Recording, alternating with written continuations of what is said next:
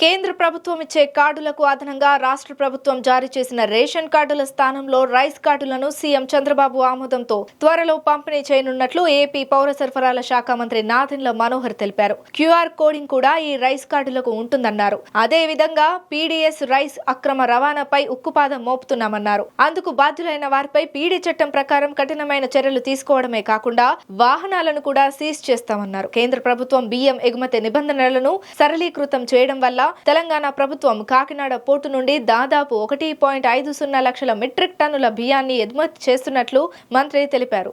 చాలా మంచి ప్రశ్న అడిగారు. ఎప్పటికప్పుడు మానిటర్ చేస్తూనే ఉన్నామండి. మేము వీఆర్ రెడీ. నేను గతంలో కూడా చెప్పాను, కేంద్ర ప్రభుత్వం ఇచ్చే కార్డ్స్కి అదనంగా రాష్ట్ర ప్రభుత్వం మనం ఈ రేషన్ కార్డ్స్ని రైస్ కార్డ్స్గా మనం కొత్తగా తీసుకొచ్చి మనం చేయబోతున్నాం.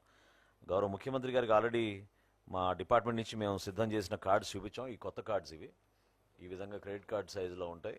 సో ఇవి దీనికి వీల్ ఆల్సో హ్యావ్ పైకి చూపించాలా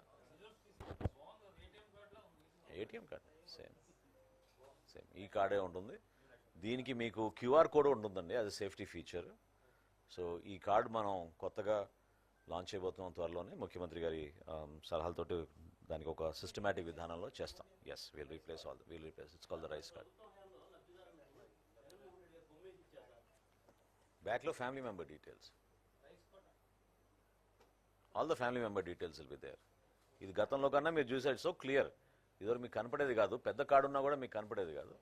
ఇక్కడ ఏంటంటే చాలా క్లియర్గా మీకు కనపడేటట్టు ఈ ఏర్పాటు చేసాం. ఇంకా ముఖ్యం ఏంటంటే దీంట్లో మీకు అంటే ఎన్ని నంబర్ ఆఫ్ కార్డ్స్ అనేది మనకి ఈ కేవైసీ తర్వాత పూర్తవుతుంది. సో ఏప్రిల్ 30th వరకు మనకి కేంద్ర ప్రభుత్వం మనకి టైం ఇచ్చింది కాబట్టి జరుగుతుంది. 93% we have completed. 93% we have completed. 7% is still there. ఏమంటే మీరు ఇంతసేపు వినలేదు అనుకుంటా.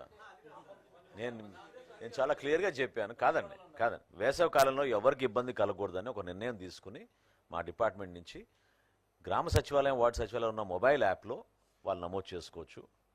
లేదా మా ఎండిఓ ఆపరేటర్లు ఎవరైతే ఈ రేషన్ ఇస్తున్నారో మీకు వాళ్ళ దగ్గర ఉన్న ఈపాస్ మెషిన్లో కూడా మీరు నమోదు చేసుకోవచ్చు, చెక్ చేసుకోవచ్చు. సో ఆ వెసులుబాటు కల్పించాం.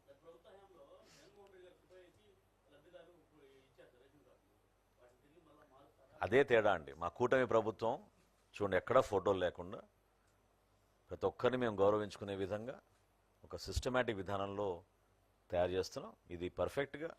ఒక ప్రాబ్లం ఏమొచ్చిందంటే రైస్ కార్డ్ కాస్త రేషన్ కార్డ్ నుంచి ఫ్యామిలీ కార్డుగా మారిపోయింది.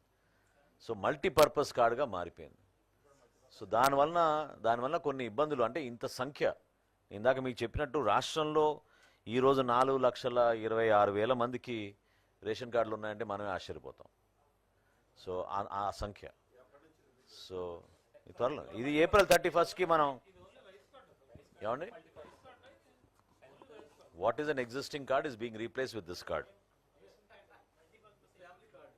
Yes it has a family member details. అంటే కొత్తగా ఇప్పుడు మనకు అదే కదండి. ఇప్పుడు మాకు ఆల్రెడీ వచ్చిన రిక్వెస్ట్లు కొత్తగా పెళ్ళైన వాళ్ళు, ఎడిషన్ ఇన్ ద ఫ్యామిలీస్, ఇవన్నీ కూడా ఖచ్చితంగా ప్రజలు కోరుతున్నారు. ఆ సర్వీసెస్ డిమాండ్ చేస్తున్నారు. ఆల్రెడీ మా దగ్గర రిక్వెస్ట్లు ఉన్నాయి పెండింగ్. సో ఇప్పుడు ఏం లేదండి. Once we open up this facility, ఎందుకంటే ఏప్రిల్ 30th ఎప్పుడైతే ఈ కేవైసీ నమోదు పూర్తవుతుందో తప్పకుండా ఈ సర్వీసెస్ అన్ని ఓపెన్ చేసి మేము వాళ్ళందరికీ అవకాశం కల్పిస్తాం.